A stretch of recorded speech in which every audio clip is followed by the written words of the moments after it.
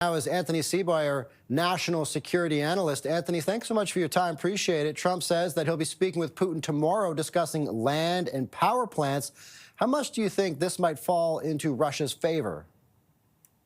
Well, the concessions we've seen so far requested by the United States were all on the Ukrainian side.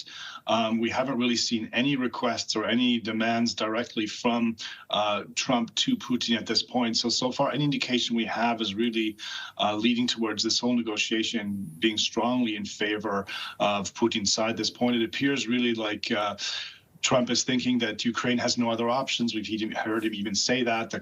Ukraine has no cards is one of the statements he made. He also, in the meantime, said Russia has no cards. So it really depends on the time of the day what Trump seems to be saying.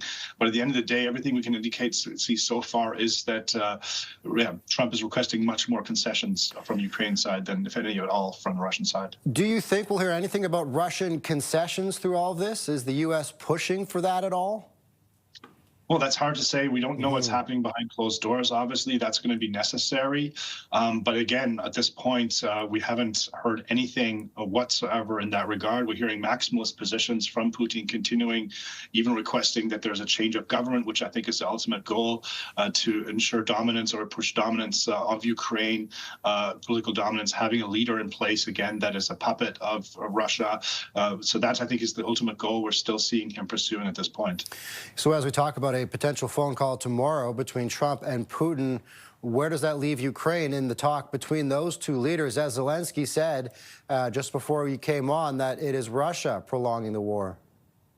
Absolutely. They could stop any time if they really wanted to. The aggressor is one country, and that's Russia. They're continuously attacking Ukraine. They're actually attacking Ukraine harder than they have in the past months on why these negotiations are ongoing. So that's the opposite signal of actually showing any kind of interest in stopping the war. So I agree. What we're seeing is stalling tactics at this point. That's what it's looking like. We're not seeing any concessions offered or any moving away from maximalist positions on the Russian side at this point.